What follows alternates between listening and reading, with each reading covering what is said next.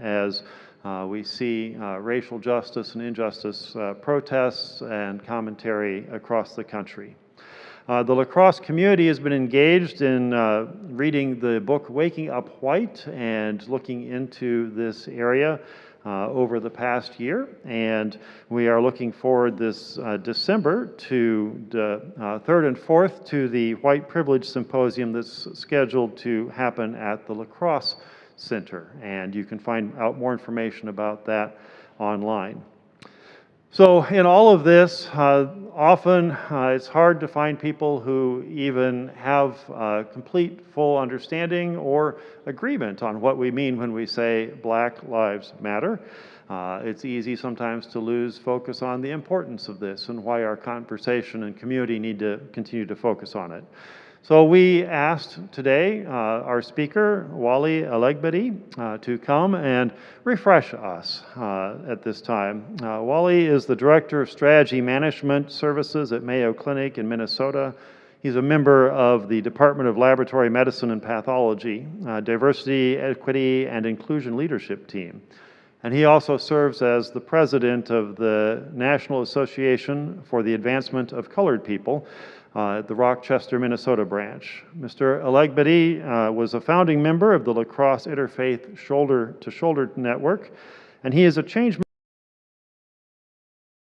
who believes that good, ethical leaders have the ability to bring positive change to their communities, organizations, and families. And we welcome Wally today. Thank you so much for being with us.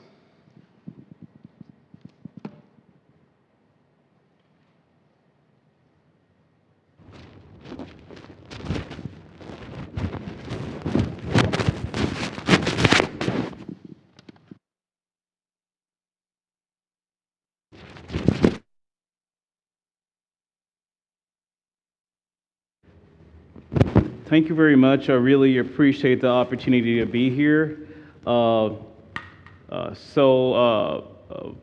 It's been a minute since I've been here. And this is sort of like coming back home. So lacrosse is the longest place I've lived, all my life. I'm originally from Nigeria. I'm an American Muslim. And basically, when the community conversation started about 5 years ago, I had the privilege of being invited and talked about my neighbor as a Muslim. And so, and obviously that's a really important issue, but Black Lives Matter is also something that is a really important topic. And so I just thank you all for making sure that this conversation is still persistent and we have a dialogue. I want to thank the Interfaith Leaders Coalition, Pastor Mark Solis, Pastor Mark Hunter, Jennifer for all the logistics and getting this available. So this is an important topic. It's also really personal to me, and I'm hopeful that today we'll have just really good conversations about what does Black Lives Matter mean? Why is it important? Why should you care? And also, most importantly, what can we do about that? Talking about it, observing it, just for observation's sake, does not really do much. I think it's really important for us to really have some actions behind this. So really appreciate the opportunity.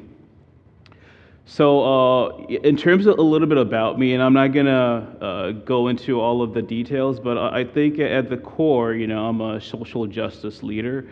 Serve as the president of the Rochester branch of the NAACP. I was fortunate to give a TED Talk speak last year. Also been recognized by the University of Wisconsin from the in terms of the RADA Distinguished Alumni Award. But that was an award that was really, I look at it as an award for the community because it was the work that we were doing at Shoulder to Shoulder, or Lacrosse Interfaith Shoulder to Shoulder Network. It was the work of lacrosse that sort of made all that happen. So really excited about this opportunity. When we think about the NAACP, it's a historic organization, and I'll be sharing some aspects about the NAACP and how it really ties into our topic today. Yes, I bring a lot of different angles. I could talk about strategy, project management. I could talk about, an American Muslim. But I'm going to be talking about the lens I'm going to bring in today is really a lens of social justice. And we'll just play a little bit of a video just to get us into the right mindset as we get started.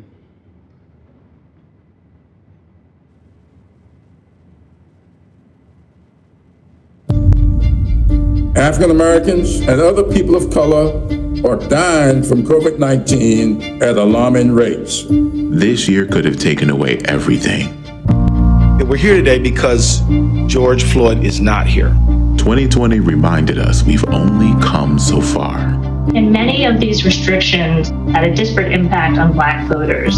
A year that threatened decades of progress. And rather than accept it, we decided to fight.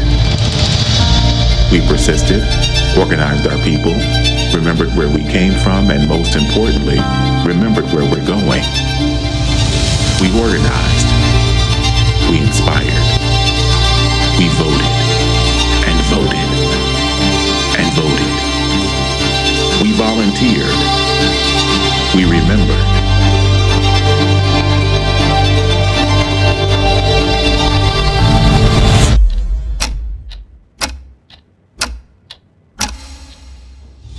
We always remember because we can't afford to forget.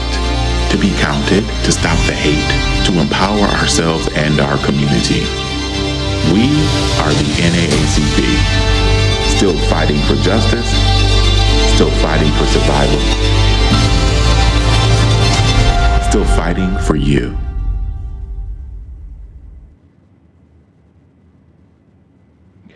So that video talks about,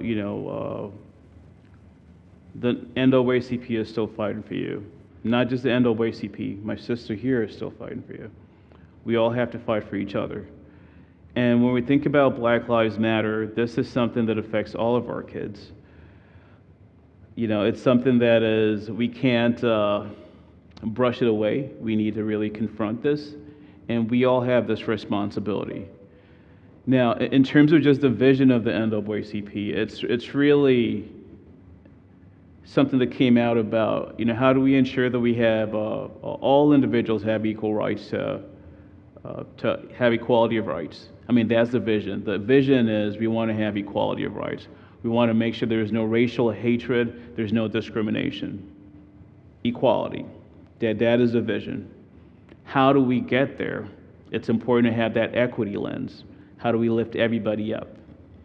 Just wishing to be equal, unfortunately, the way our society is, we're not going to get there without that equity lens. And so the mission is really making sure that all individuals, that we're working hard to make sure that we secure the political, educational, social, and economic rights of all persons, and that we also eliminate that racial hatred and discrimination. So that is that mission. Now, for a little bit for a background, the NAACP has been around since 1909. And basically this was when there was a lot of ongoing violence against African Americans, Black people. There was a lot of lynchings, and the lynchings weren't just a national issue, even locally. My late father-in-law, Bruce Mauser, he's done a lot of work on African American history in La Crosse, and our history here is not so good as well. And so the NAACP was really established to address these social justice issues. And it's the largest preeminent civil rights organization in the country. We have over 2,000 units, and powered by over 2 million activists. So if you want to get engaged, definitely reach out to me, reach out to others, but there are things that you can do. When you look at the history of the NAACP, I mean, you have W.E. Du Bois, Rosa Parks, IWL, Thurgood Marshall, the Reverend Dr. Martin Luther King. And so these are some of the folks that have been really instrumental. So the whole work of social justice is something that is needed. It was needed in the past, and is really much needed today. I had an opportunity to meet the late Congressman John Lewis. And for folks that don't know, John Lewis was somebody that, call him the conscience of the Senate, humble man, and basically, I met him, on a plane. He wasn't sitting in first class, he was sitting in, economy with everybody else. I had an opportunity to talk to him, and he shared some pearls of wisdom and that I hold dear today. And basically, I shared the work we were doing from a shoulder-to-shoulder network, shared the work we were doing in Rochester, advancing social justice, racial equality. And basically, without going to all the details, it was really affirmative. So I think as we go into this journey, I'm just going to read some words that he said, because I think is really pertinent today, and I want us to really listen to these words. So John Lewis says, "We must call upon the courage of those who were in this struggle long before any of us were born. We must tell the story, the whole story, the 400-year story of the African American contribution to this nation's history, from slavery to the present, without anger or apology." He also said, "The problems we face today as a nation, make it plain, make it clear that there's a great deal of pain that needs to be healed. Black Lives Matter. The stories told in this building can speak the truth that has the power to set an entire nation free and reveal the boldest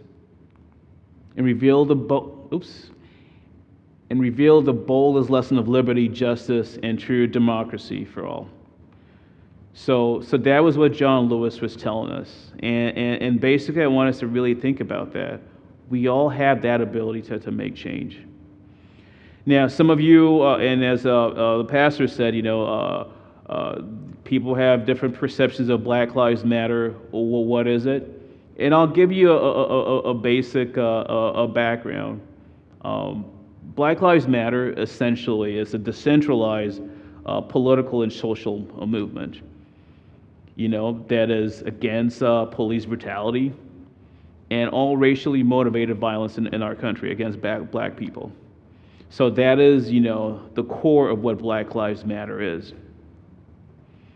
Now, there are organizations such as the Black Lives Matter Global Network that also label themselves as Black Lives Matter, but the movement comprises of a whole broad array of different organizations. If you think about it locally, we have the whole buy local signs. A lot of businesses have that, buy local, because buying local is important. Black Lives Matter. All these respective organizations, this is sort of what you're fighting for.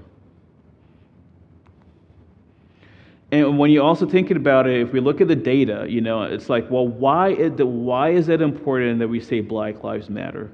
Well, let's take a look at the data. We'll look at the data, and we'll also talk about different experiences. The data in terms of just COVID deaths, since we're in a pandemic, if we just look at that, we can actually see that social determinants of health, which are systemic issues, has impacted African Americans, Black people, people of color, more than others. And when we talk about social determinants of health, well, what is it? Those are conditions in which people live, learn, they work, and how they're basically affected by health risks and outcomes.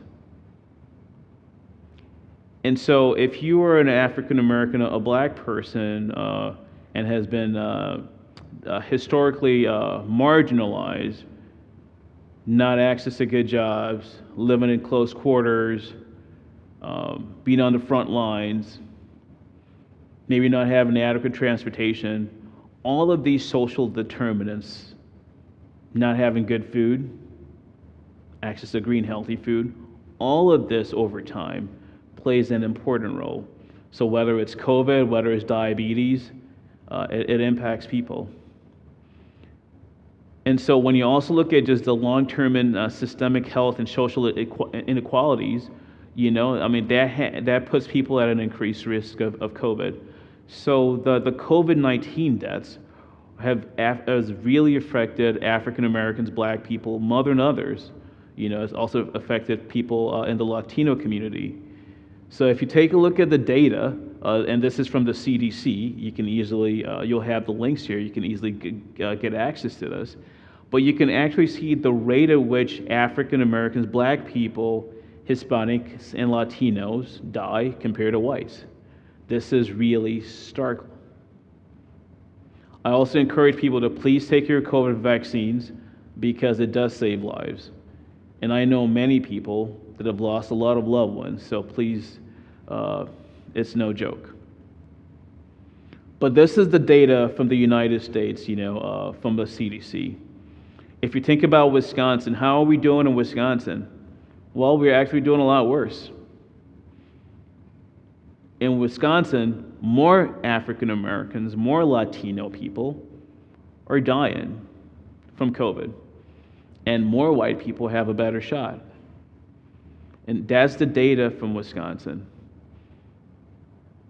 And so all the social determinants of health is really what is playing a big role into this. If we look at it from a hate crimes perspective,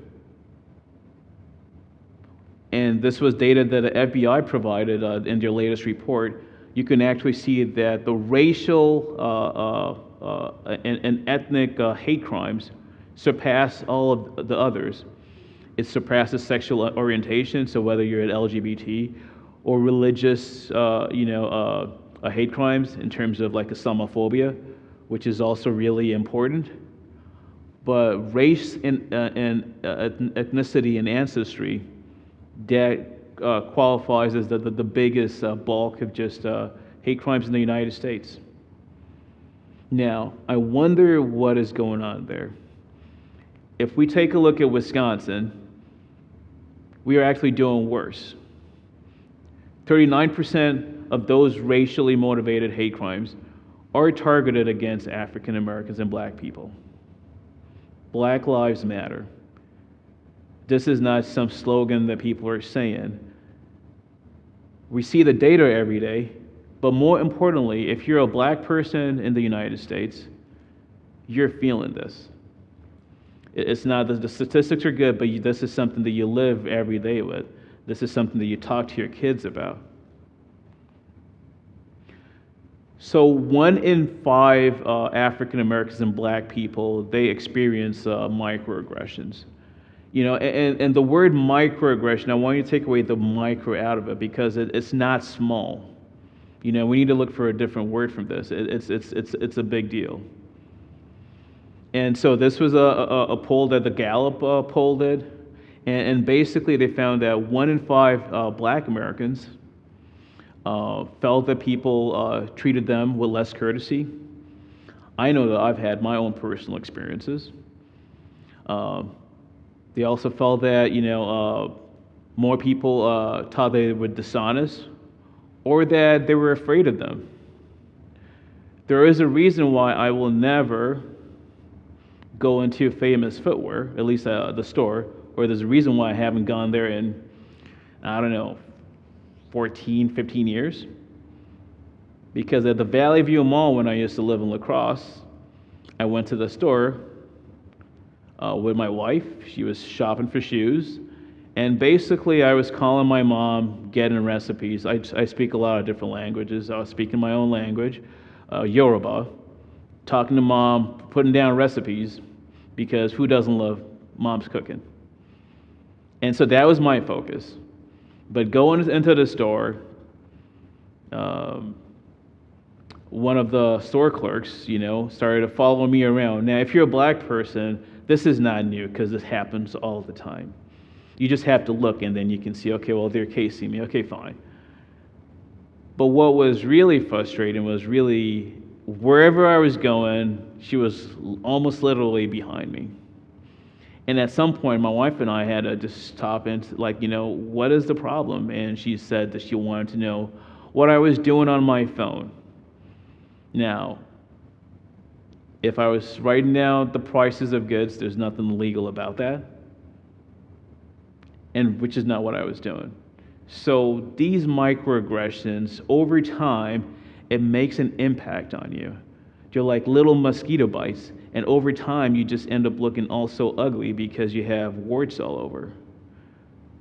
But it also is not just on the how you're feeling. Sometimes this leads to death. If we take a look at Ahmaud Arbery, and we look at the whole statistics, black people feel people are afraid of them or they're doing something dishonest. All he was doing was going for a jog. It's no crime to go for a jog. And he ended up being killed for that because somebody had the thought that he was jogging, he was doing something that he's not supposed to be doing. You look at Trayvon Martin. So these microaggressions can lead to something else. And at Shoulder to Shoulder, we had a presentation, and we brought a speaker, and we talked about fanning the flames of hate. About the Holocaust. What are some of those seeds of hate, those seeds of distrust? Get into the root of that. How do we become our brother and sister's keeper? And so with Ahmaud Arbery, that was something that really affected me. This was way before George Floyd. There were a whole series of stuff. So I just want us to play how I felt at the moment. It was something that was really tiring, exhausting as a black man in America. And so let's just hear what I felt.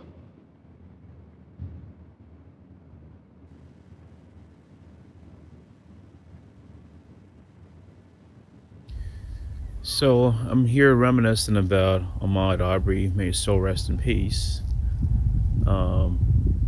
And Can we have a little it just volume takes here? me back to what's the value of a black life in America, the value of an African American life. And I'm praying and I'm hoping that justice is served, a justice where we have all the proper evidence at the table, where we have a great selection of jurors. But it brings me back to, is this going to be the spark to make everybody really understand and have that empathy for African Americans, the African American struggle. I'm hoping that we start to not just go about our regular business and saying, well, this is not my business. This has nothing to do with me. And really understanding that this is really everybody's business, that this is part of, this is part of our story, your story. And that we really make it everybody's business. Because without that, we can't really, become the best we can be in this nation. Without that, we can't really live up to our true ideals. And if we make it everybody's business, then we can actually have a change in mindset. And I think that would actually ensure that whether it's racism, Islamophobia, hate of any kind, ignorance, bias, that we'll actually have a better shot. There's no reason why a black man can't go jogging for fear of his life. There's no reason why someone should be targeted. Or for someone to have the assumption that I'm gonna follow somebody because I really feel they're doing something wrong. It's not their job. And now we have another life that's lost again. And until we make it our business until we make it everybody's business, I fear things like this are going to continue.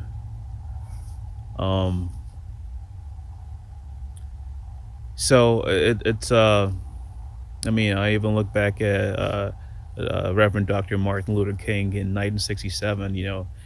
He mentioned that people that were really going with him in the rallies, they really cared about, they really hated the fact that they really hated the African American treatment, right, in Selma, Alabama, but most of white America were not really for genuine equality at that point. They were really outraged about the treatment that African Americans were getting in Selma, but it wasn't really about the equality. So, we need to really understand that we're one family. This is all of our business. And if we do that, then we can even live up to some of Dr. King's ideal, where we all care, where this is not just a black issue. This is a humanity issue, not just an American issue.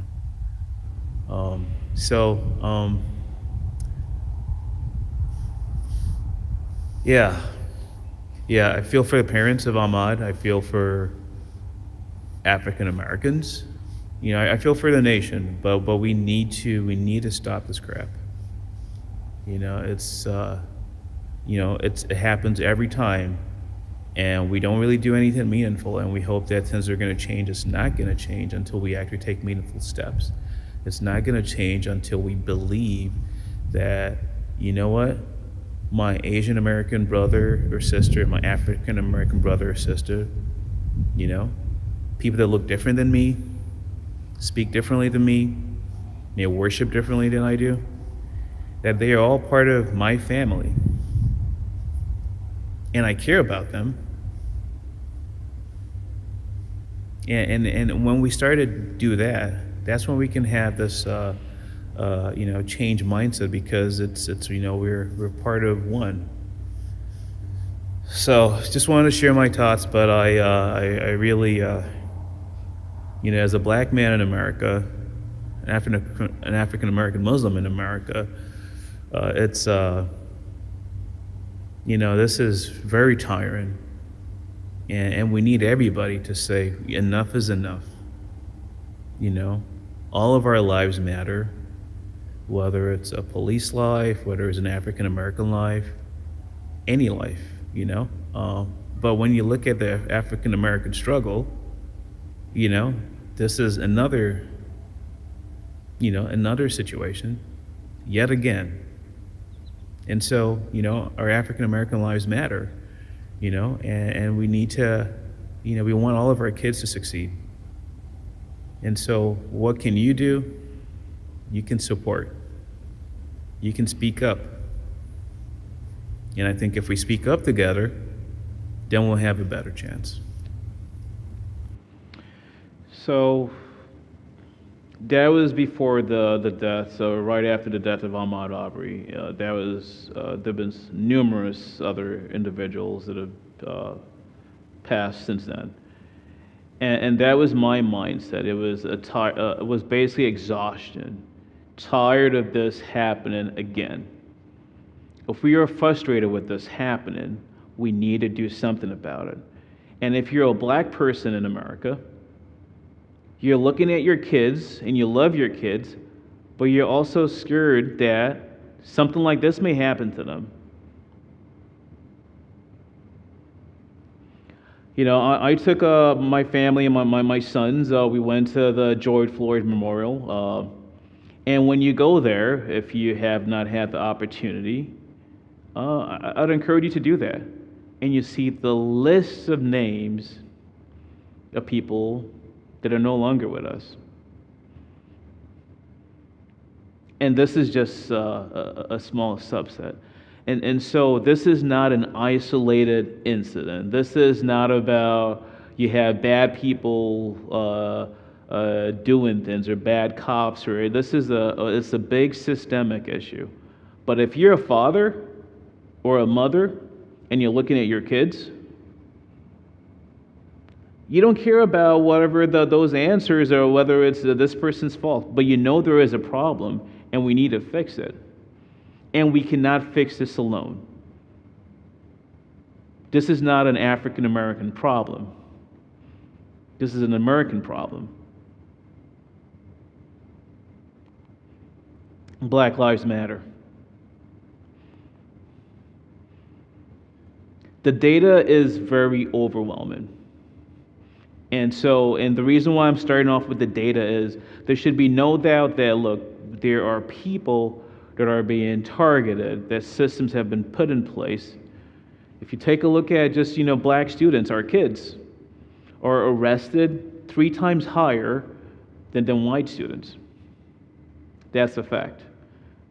And the ACLU, they did the survey, and they basically, found that if you're a black student, you're twice as more likely to be, receive an emotional disturbance, intellectual disability. And so when you hear things about, SROs in schools, this is part of it. The school to prison pipeline. Systems have been put in place. The Reverend Dr. Martin Luther King talked about injustice anywhere is a threat to justice everywhere. It's not only black folks. Yes, Black Lives Matter. But if you're a person of disability, the data also shows that students that have disabilities are, they have more more arrest rates and referrals. And then if you're black too, it's like a double whammy. And it's not just boys or girls, daughters. When you look at the rate of school arrest of black to white kids, girls, nationally, black girls are 4 times more likely to be arrested. So this is not an isolated issue. This is a systemic issue. Our Black lives matter, and it's really personal. In La Crosse, right here, about 2 or 3 years ago, we had this racist, Islamophobic incident where somebody destroyed the property of a local Muslim business owner. The hate crime that was committed was racist. It was also Islamophobic. But what La Crosse did was key. The community rallied. The police rallied. They had the courage to say, we're going to come up with enhanced penalties. Working with the mayor, the city attorney. But they did not come on that by their own. Shoulder to shoulder was involved. I was engaged. There was leadership. If we want to see change, it's not going to happen by itself. We need to have the courage. And something beautiful can come out of that. Out of that dark, nasty, hateful message came something beautiful that a whole community rallied to. One community, one family. Hate has no business here. In my TED Talk, that I gave last year, I talk about, it takes a community to eradicate hate. And I had only about 12 minutes to share a single message.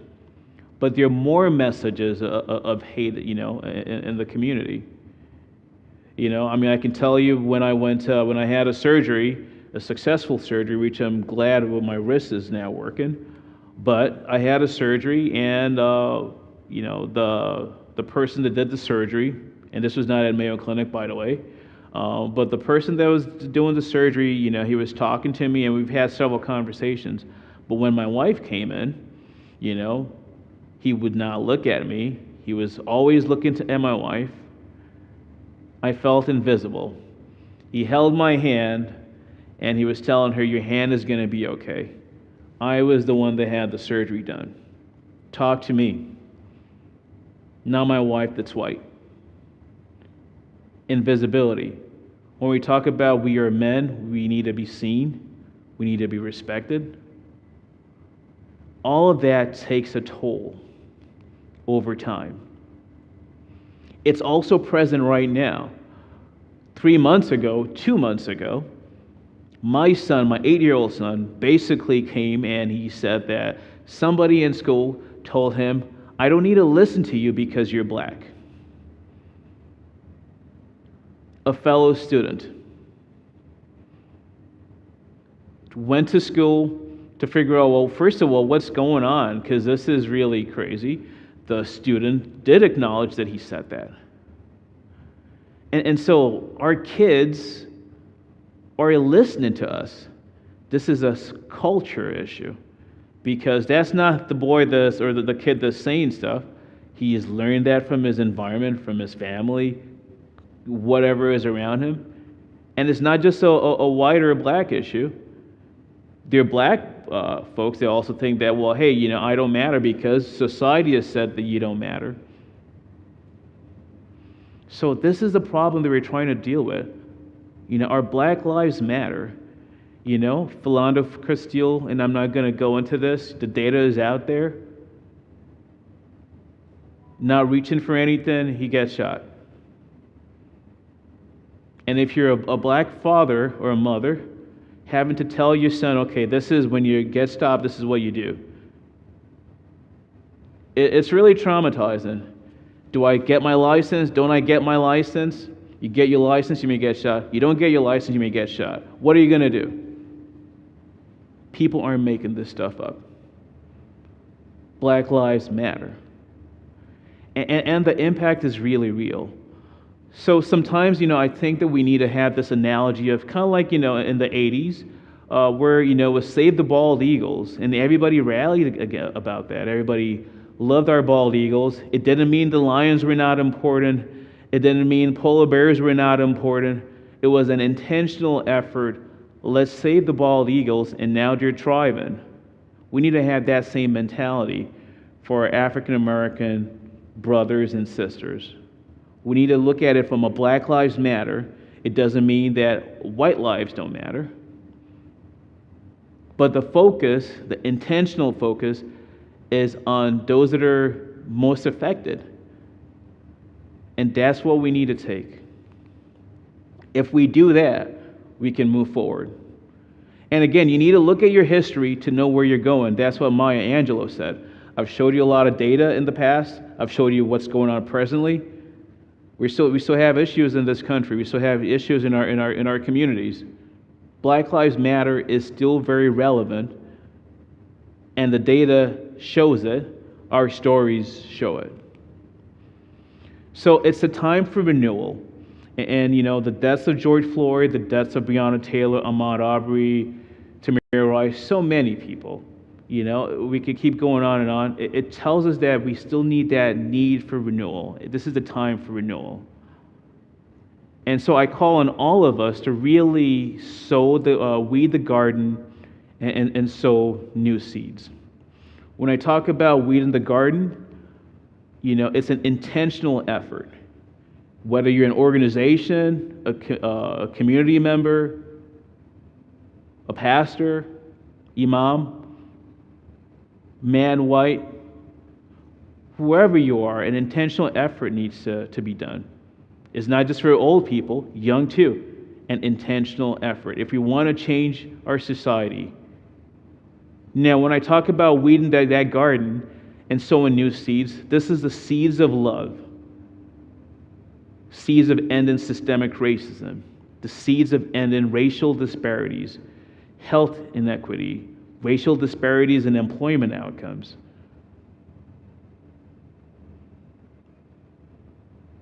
It's really those seeds of love, of change.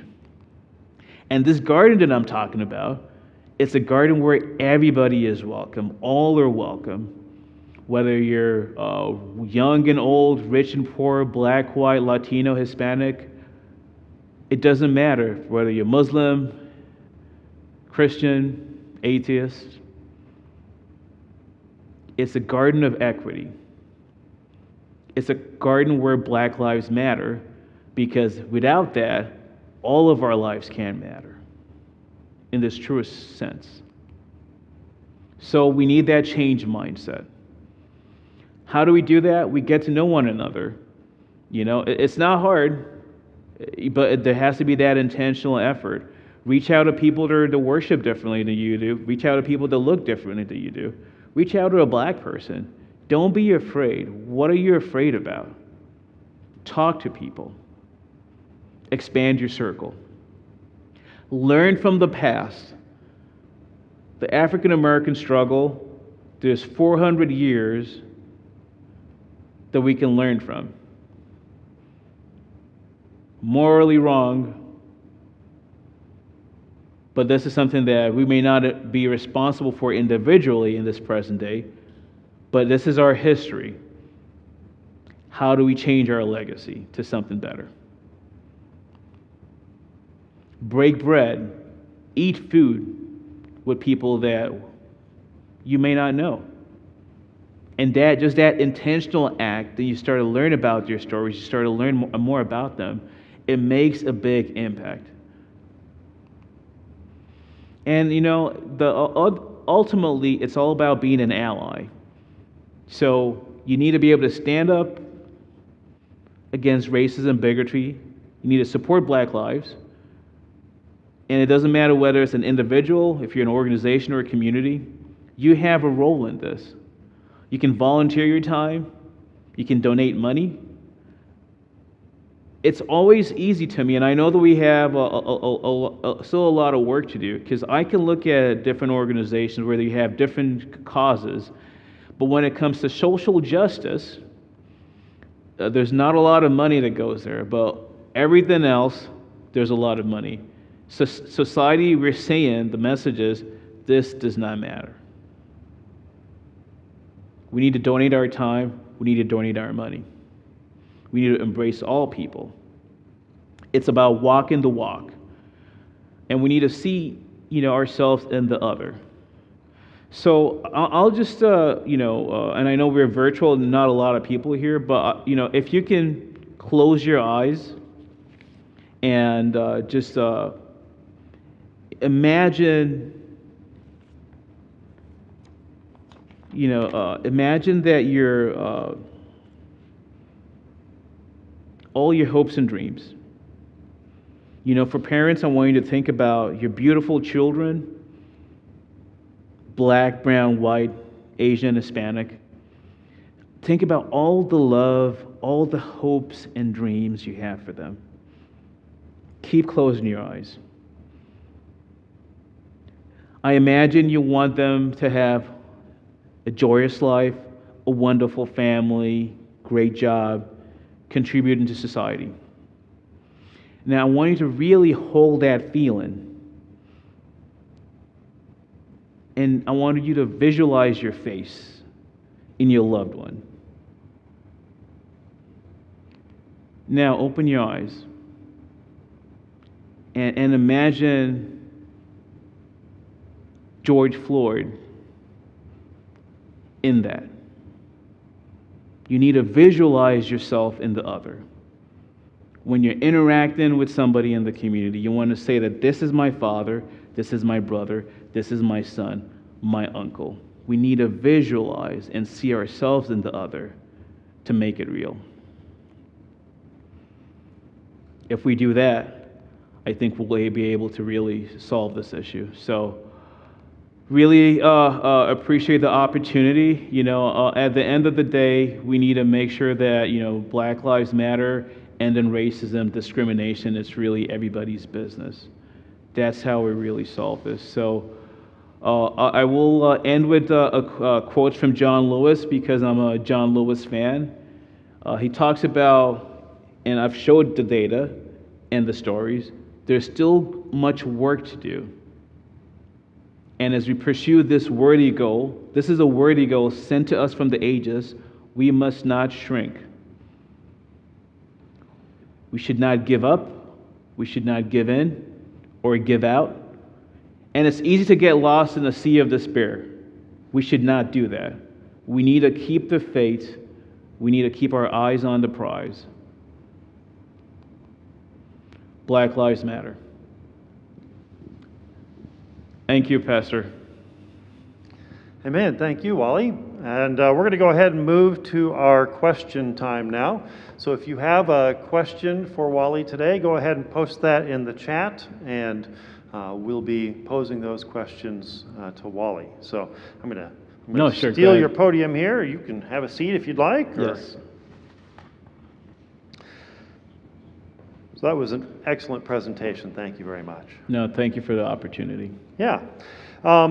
We had a question posed by Kathy, who wanted to know, how can we get different people to talk together?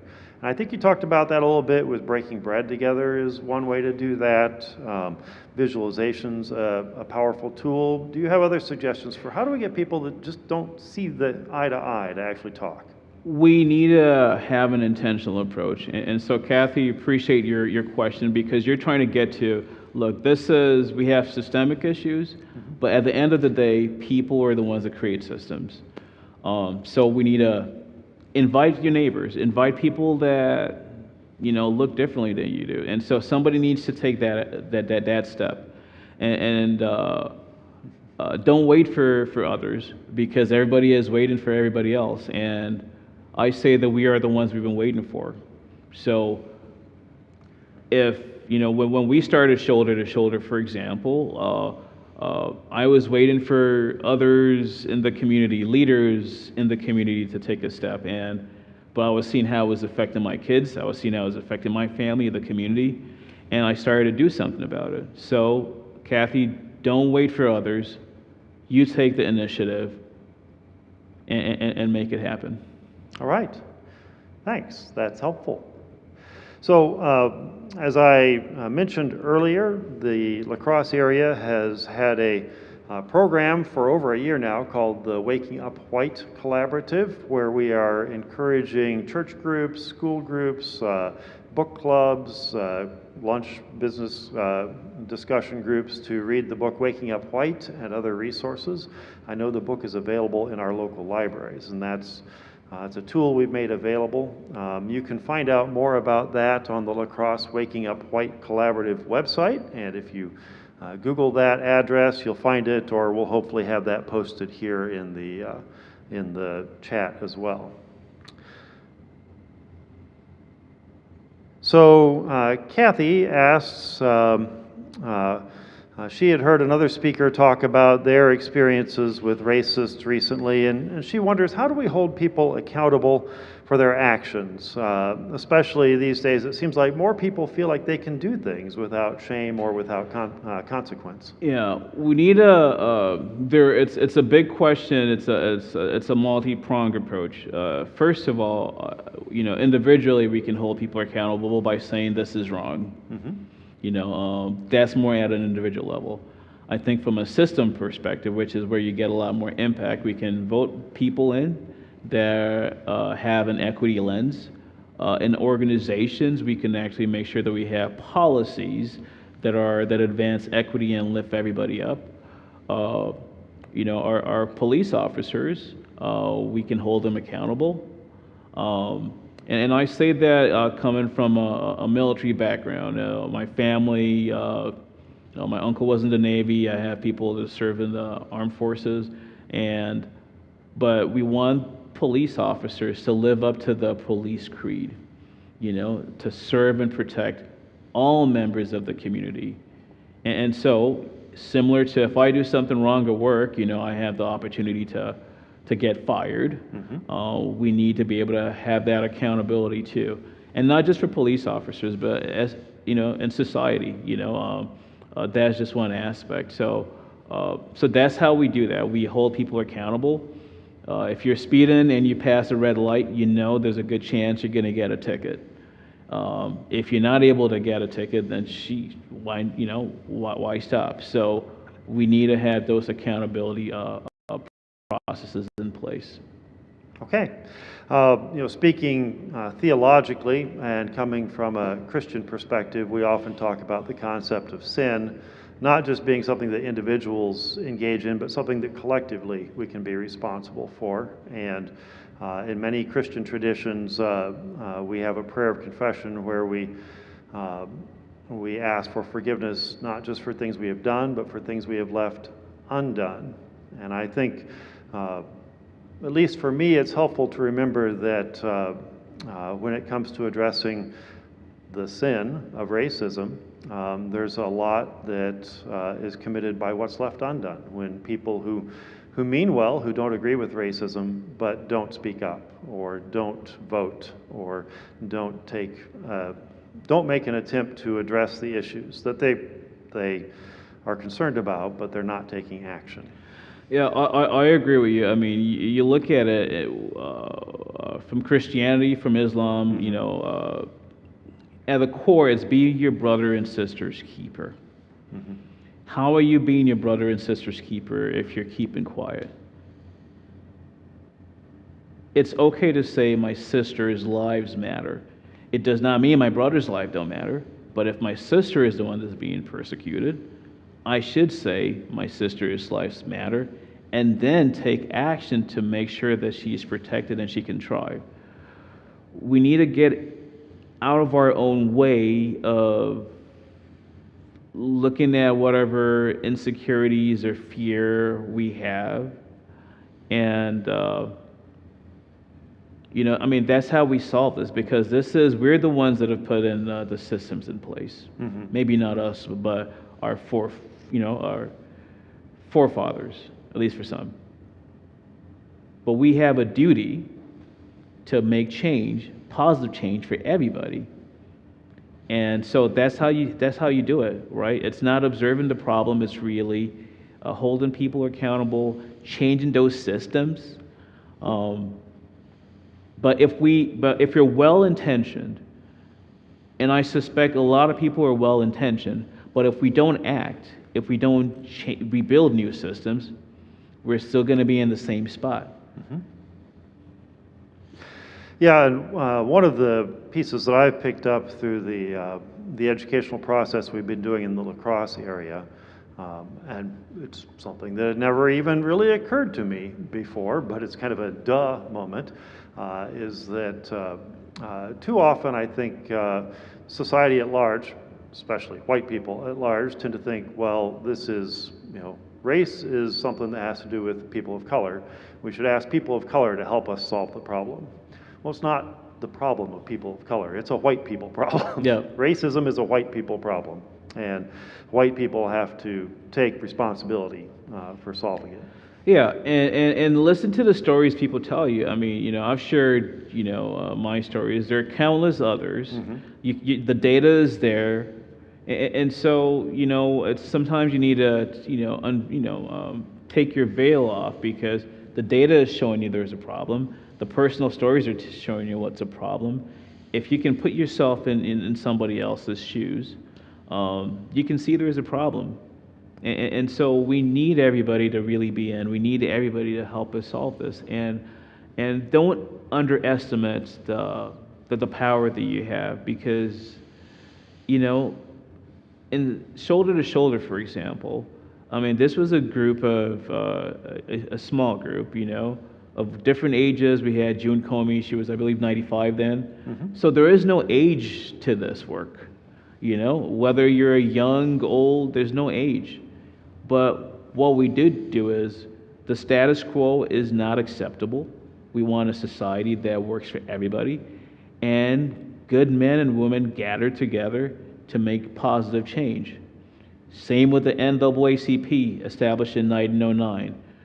We're seeing all the issues of race discrimination, lynching. We decided, let's do something about it. So at the core, people are the ones that make change.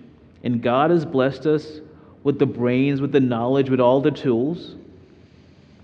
We need to use it for our fellow men. Amen. Preach. Speaking of trying to have those conversations, hear those stories, come to be able to visualize something different and see ourselves in each other's shoes. Rick asks, first he says thank you for the presentation, but he asks if there are regional gathering spaces, and he asks specifically about Muslim gathering spaces and opportunities for people to interact with people who are of a different faith, but I think the same could be asked about, where are the conversation spaces? Where are the safe places for us to come together and and interact. Yeah, so for lacrosse, I mean, I'd say reach out to, from a racial justice perspective, reach out to Surge. You know, you have a lot of local organizations. You know, you have Shondell, you have a whole bunch of local African American leaders. You know, from the Muslim perspective, you know, the Lacrosse Interfaith Shoulder to Shoulder Network. You know, there's a mosque locally, so there are those. The opportunities are there. Take an intentional approach, just to reach out. I mean, you could do a quick Google search and just, okay, if you see someone that, you know, there's a that he's a local leader, just reach out. So again, it's not waiting for the you know, that perfect forum. You just take that initiative and reach out. I know that in every community that I've gone, I've reached out and people have been welcoming, and so I suspect that if you reach out to people here, they would engage you as well, you know. And if there is nobody, do it yourself. Just say that, you know what, I'm gonna do something to really help the community. Volunteer your time. That's a great way to get involved, you know, or even to donate in money. Viterbo University, they just had the Day of Giving. You know, I'm pretty sure that if you want to donate to social justice causes, they'll take your money and help really build equity more. So that we have lots of opportunities to keep bringing equity in our local community.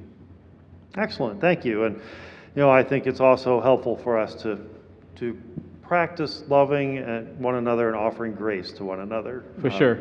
We make mistakes and we own up to that. We move forward. Yeah, and I'll just add too. Feel free to reach out to me. You know, on my website, Wale Elegbede.